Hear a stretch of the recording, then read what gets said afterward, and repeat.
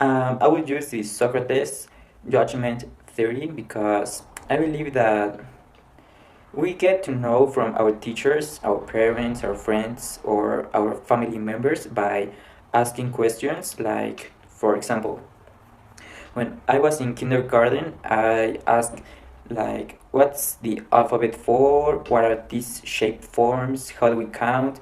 How do we read? How can we write?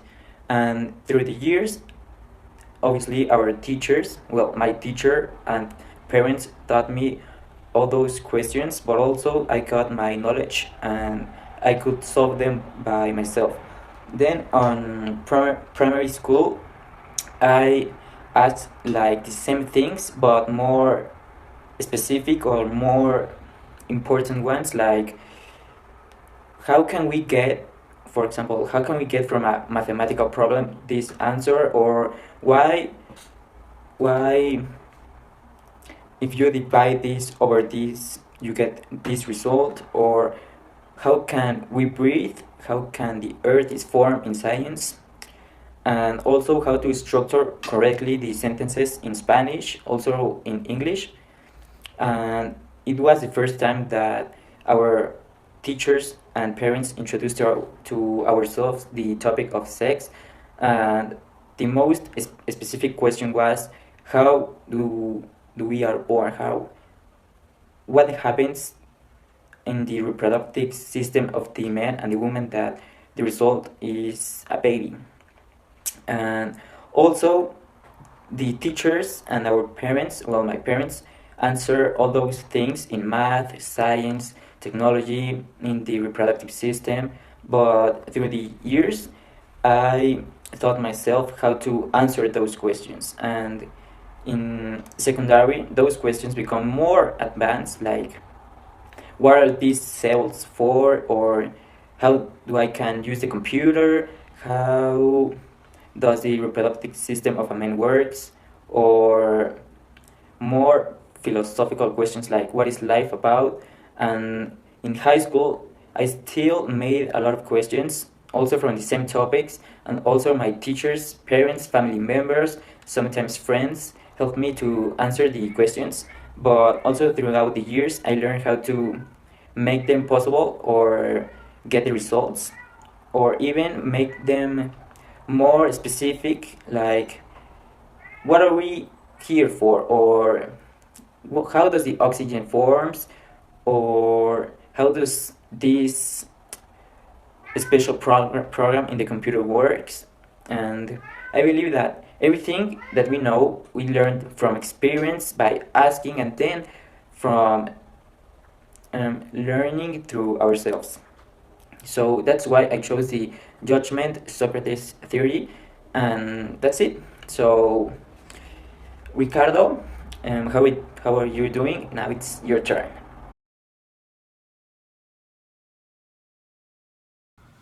The philosopher I'm going to talk about is Aristotle because he's the one I agree with the most when answering the ontological question. I agree with his idea that every living thing has a soul, but I wouldn't call it a soul. I would join his idea of the soul with his idea of essence, and I would say that everyone has an essence, a different essence, that in Aristotle's thinking would be the soul. And that essence is what makes everyone's different, and what makes everyone like different things, and what makes everyone unique. The other thing that I agree with him, the other reason why I chose him is because of the golden mean. I believe that his idea to find happiness using the golden mean is also really good, and I think that's the way we achieve balance, and balance is what can make us happy. But because everyone has a different essence, I believe that everyone has to find their own golden mean, to find their own way in order to get balance. So, like for example, if you are going out any day with your friends, you can say, I'm only going to have 3 drinks, and that's okay, that's your balance. But another person can tell you, I'm gonna get absolutely drunk, but I'm not going to drink anything in 3 weeks, and that's his balance. And that works with everything, with food, with studying, exercise. A person can tell you, I'm going to exercise 7 days a week, for 3 weeks, and then the fourth week I'm not going to do anything, and then another one can say I'm going to exercise 5 days a week, and then have 2 days to just do nothing, and that's his rest. And it's okay. Everyone has a different essence, so everyone naturally has to have a different balance because everyone is different.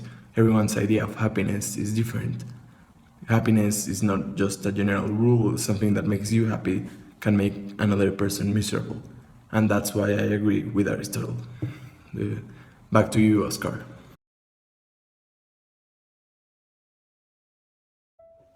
Imagine two people that are standing in front of a locked door.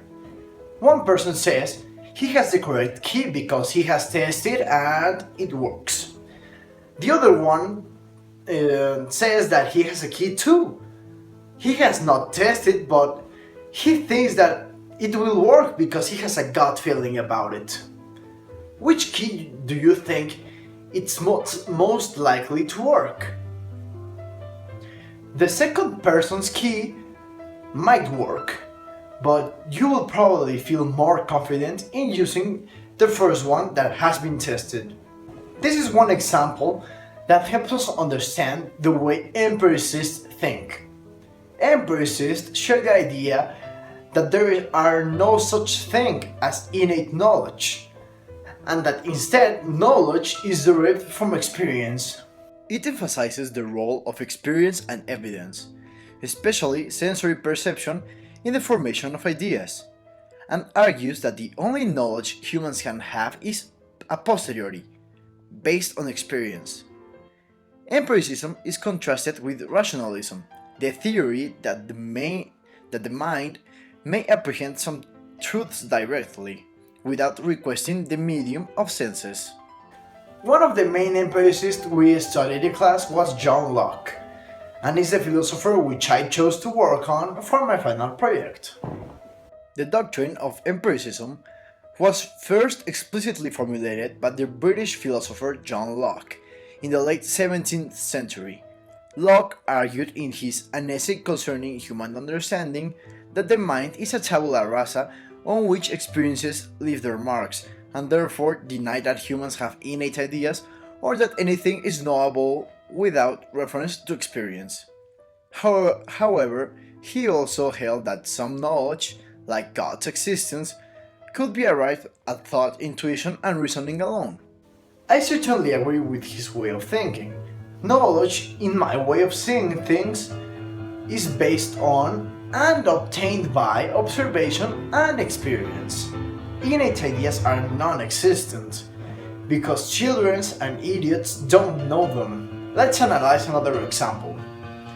Just by looking at it, you know this kid has already been to the park to play. This one, not so much. Experience creates knowledge. I can tell you, this kid will never do this again. Now, to describe how exactly the senses describe our world, John Locke created the primary and secondary qualities. The primary qualities are qualities that physical objects themselves have. The secondary qualities are in the perceiver's mind. This explains the disagreements that we all have about our perceptions of the outside world. And this is the philosophical theory that sticks with me the most. Thank you very much.